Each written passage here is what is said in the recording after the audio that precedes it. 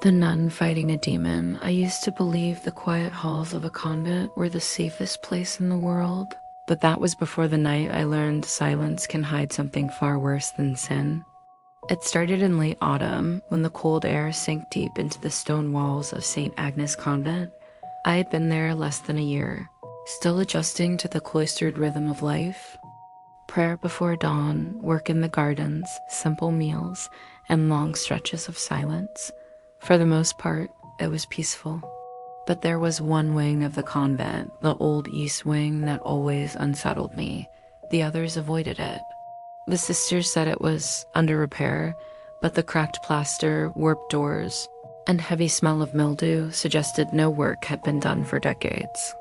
At night, I would sometimes hear faint knocks or dragging sounds echoing from that direction, but when I mentioned it, the older sisters just told me to pray harder. One evening, just after Compline, I stayed behind in the chapel longer than usual. The light from the candles flickered, throwing shadows across the stained glass. That's when I noticed Sister Magdalena, one of the most senior nuns, kneeling by the altar, her lips moving in urgent prayer. She wasn't using the usual rosary. The beads were dark, jagged, and strung with small iron crosses that looked older than the convent itself. When I tried to slip past quietly, her voice stopped me. "Do you hear them too?" she asked, eyes still closed. My stomach nodded. I hadn't told anyone about the noises. "Here? Who?" I whispered. Finally, she turned to look at me. Her face was pale, lined with exhaustion. The ones that scratch at the walls. After that night, I couldn't ignore it anymore. The sounds from the east wing grew louder, almost deliberate, as if something on the other side of the walls wanted to be let out. Scraping, breathing, sometimes a faint whisper that carried through the stone, just beyond understanding. One stormy evening, Sister Magdalena asked me to join her. We carried candles and walked toward the forbidden's east wing. The air grew colder with each step, our breath visible in the dark corridor.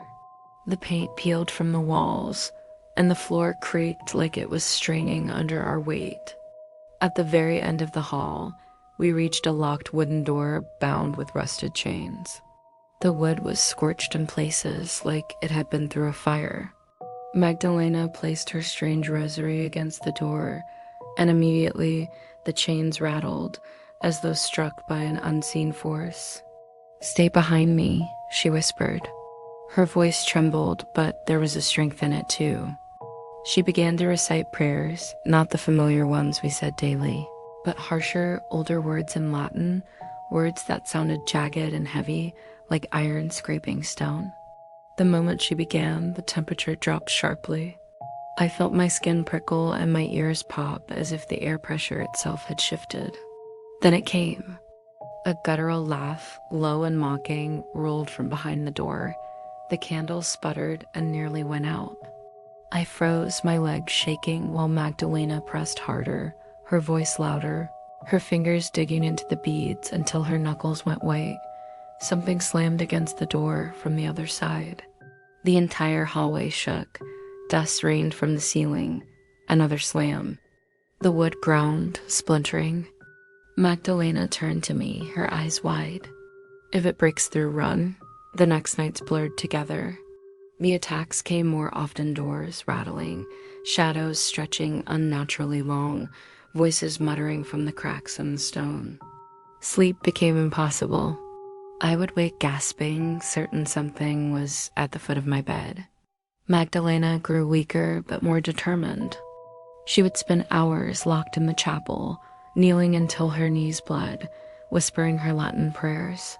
Sometimes, when she left, I'd swear the smell of sulfur lingered in the air. One night, I found her collapsed in the hall, clutching her rosary so tightly the beads had cut into her palms. She looked up at me with hollow eyes. "It wants me," she said, "but it can't have me." That same night, I woke to the sound of chanting not Magdalena's, but something deeper, guttural, vibrating through the stones of the convent. The walls shook. My crucifix fell from the wall beside my bed. When I stepped into the hallway, Every candle was snuffed out, plunging the convent into darkness. Only a faint red glow seeped from beneath the east wing door, like fire licking at the edges. And then the door burst open. The chains snapped like twigs. A blast of wind roared down the corridor, carrying with it the stench of burning hair and rotted earth. The shadow that poured through wasn't shaped like any human, it twisted and shifted. A mass of horns and wings and eyes that blinked in and out of existence. I couldn't move. Every muscle in my body locked in terror. But Magdalena was already there. She planted herself in front of it, rosary raised high.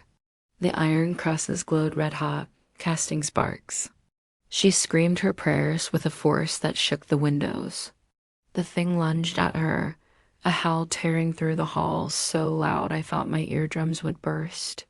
Shadows clawed at her habit, trying to drag her into the swirling mass. But she did not falter. Her voice rose above the storm, fierce and unyielding. "In the name of Christ, leave this place." The thing shrieked, the walls buckling as if the entire convent would collapse. And then, in one final burst of light, the rosary exploded in her hands. I was thrown against the wall, knocked breathless. When I opened my eyes, the hallway was silent. The east wing door was shut again, sealed by new chains I had never seen before, thick, black, and unbroken. Magdalena lay on the ground, still breathing, but barely. She looked at me, her lips cracked, and whispered, "It will wait, but it will never stop trying." She never recovered. By morning, she was gone, her bed empty, as though she had never existed at all. None of the other sisters spoke of her again, and when I asked, they only shook their heads, refusing to answer. But sometimes, late at night, I still hear it. The faint scratching at the walls, the low laugh drifting through the stone, waiting, and I know, just as Magdalena said, what she fought that night wasn't defeated. It was only delayed.